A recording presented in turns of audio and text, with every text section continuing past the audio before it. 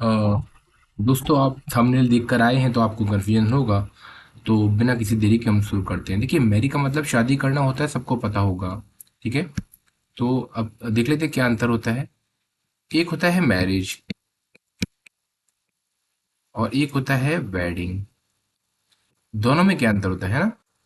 देखिए, मैरिज एक रिश्ता होता है जो आपके रिश्ते को बताता है कि हाँ भाई, मैरिज अगर आपकी हो गई तो आपका स्टेटस क्या है। आप मैरिड हैं। आप क्या है, मैरिड है। अब आपको ये समझना है जो मैं आपको समझाना चाह रहा हूँ कि ये जो मैरिज है ना, ये देखिए पूरी मैरिज है। ये पूरा गोला क्या है, मैरिज है। अब ये मैरिज आपकी मान लो 10 साल की है, 1 साल की है, 2 साल की है, 40 साल की है। ये सब आप मैरिज लाइफ है आपकी। बट आपकी जब मैरिज हुई थी तो जो फंक्शन हुए थे ना, हल्दी चंदन वगैरह के, वो जो फंक्शन हुए थे 7-8 दिन के, वो वेडिंग थी आपकी। तो वेडिंग का मतलब शादी होने के दौरान जो फंक्शन हुए थे वो वेडिंग थी। और ये अब होने लगे, नहीं तो फिर कोर्ट में मैरिज हो जाती है सीधी। कोर्ट आपको रिश्ता दे देता है कि अब आप मैरिड लाइफ जी सकते हैं और आप लोग पति पत्नी हैं। ठीक है। और मैरिज को डिसॉल्व करने के लिए डिवोर्स लेना पड़ता है। इसको कई लोग डाइवोर्स बोलते हैं, गलत है। डिवोर्स बोला करिए, ठीक है। तो जो मैरिज के अंदर जो 7-8 दिन का हल्दी चंदन इलायची वाला जो काम होता है उसे वेडिंग कहते हैं, ध्यान रखना। इसीलिए वेडिंग एनिवर्सरी उसी दिन मनाई जाती है जिस दिन मालाएं एक्सचेंज होती हैं। याद है, जिस दिन फंक्शन होता है, मुख्य खाना होता है अगर बोला जाए, तो वेडिंग एनिवर्सरी उस दिन होती है। नहीं तो मैरिज तो हमेशा ही रहती है।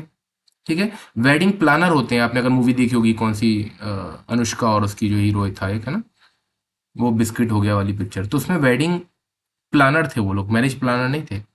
वेडिंग प्लानर थे। ठीक है। वेडिंग का वेन्यू होता है, जगह होती है। तो अब आपको समझ में आ गया होगा कि मैरिज और वेडिंग में क्या अंतर होता है। मैरिज बहुत बड़ा, जब तक आप शादीशुदा हैं तो आप मैरिज करी आपने, तो आपको रिश्ता मिल गया। वेडिंग में वो फंक्शन वगैरह हुए। ठीक है। अच्छा चलो, ये आपको समझ में आ गया। पर जो मेन काम है जिसके लिए अपन आए थे वो ये था कि मैरी के साथ हम टू लगाएं, विद लगाएं, क्या लगाएं या कुछ ना लगाएं। तो ये बहुत ही अच्छा क्वेश्चन है दोस्तों, और काफी लोग इससे कंफ्यूज होते हैं, तो मैं आज आपको दूर कर देता हूँ कंफ्यूजन। देखिए, क्या करना है, देखो।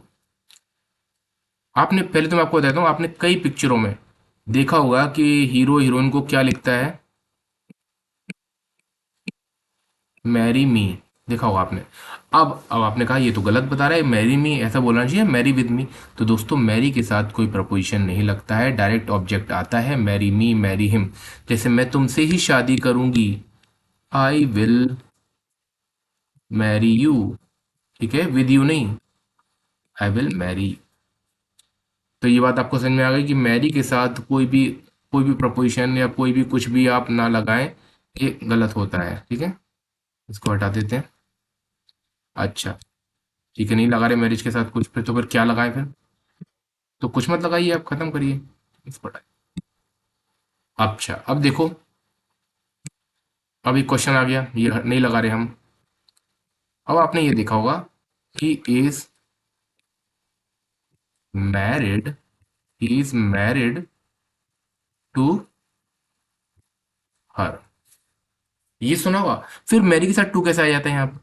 यहाँ पर दोस्तों, जो मैरिड है ना, एक एडजेक्टिव है, और एडजेक्टिव के साथ आ जाता है। जब मैरी खाली आएगा तो नहीं आएगा। जैसे देखना, यहाँ पर इज एम आर आया ना, ऐसे समझ लीजिए। अगर अपन इसको न्यू स्लाइड बनाए, अगर देखें, है ना, एक न्यू स्लाइड इंसर्ट करें तो उसमें समझ में आएगा आपको। देखो क्या होता है। जैसे ही मैरिड सुमन, ये पास्ट टेंस हो गया, उसने सुमन से शादी की। ठीक है। ही इज मैरिड टू सुमन। अब देखिए, दोनों सही है अगर आप देखा जाए। सही क्यों है, यहाँ पर तो मैरिड आया ना, ये मैरी की सेकंड फॉर्म है। मैरी की फॉर्म क्या होती है वर्ब की, मैरी, मैरिड और मैरिड। ठीक है। यहाँ पर वर्ब की सेकंड फॉर्म है। पर देखिए, यहाँ पर बीच में इज आ गया, तो इज एम आर अगर आ जाता ना, उसके बाद मैरिड आ जाता है, ये वॉज पर आ जाता है, तो यहाँ पर ये मैरिड क्या हो जाता है, एडजेक्टिव हो जाता है। अब ये बात आपको समझ में नहीं आएगी, पर इसलिए आप समझ लीजिए, कभी डिटेल वीडियो बनाऊंगा इसका। तो ध्यान रखना, अगर मैरिड के पहले कुछ इज एम आर वॉज पर आ रहा है तो उसमें टू लगा दीजिएगा, नहीं आ रहा है तो टू मत लगाइएगा। मैरी एक ट्रांजिटिव वर्ब होती है दोस्तों। ठीक है, अब इतना ही समझ लीजिए, समझ में आ जाएगा। ठीक है। अगर ये मैरिड आया, उसके पहले इज एम आर वॉज पर आ गया, तो टू जरूर लगा दीजिएगा, जिससे उसकी शादी। इतना समझ में आ गया? चलिए एक स्लाइड और पकड़ लेते हैं। अच्छा, अब देखिए क्या होता है। जैसे घर वाले कहते हैं मैं तुम्हारी शादी करवा दूंगी, जैसे कहते हैं कि अगर तूने मेरी बात नहीं मानी तो मैं तेरी शादी शराबी से करा दूंगी, और शराबी कह रहा होता है कि मैं जाऊं क्यों, रुकूं बहन जी। तो आई विल, अब शादी करने को तो मैरी बोलते हैं, कराने को क्या बोलते हैं? I will marry you off to a boozy man. बूजी यानी शराबी होता है, ये ड्रंक मैन।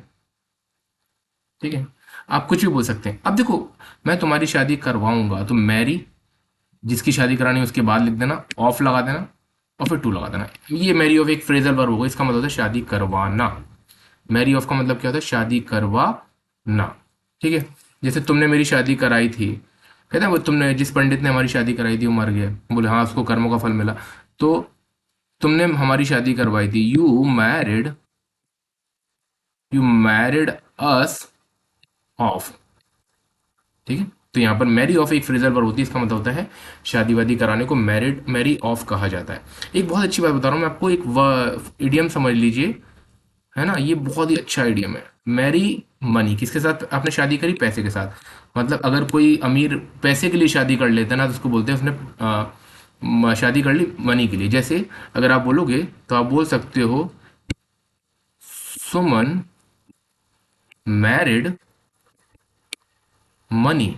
सुमन ने शादी कर ली पैसों से, क्योंकि सुमन ने अच्छा, उसके जो वो है हस्बैंड, वो दिखने में अच्छा नहीं है, पैसे वाला बहुत है, तो सुमन ने शादी कर ली पैसे दे। और जिसको कहा जाता है गोल्ड डिगर, आपने सुना होगा ये वर्ड, गोल्ड डिगर। ऐसे ऐसी लड़कियों को बोला जाता है गोल्ड डिगर, जो पैसों के लिए शादी कर ले।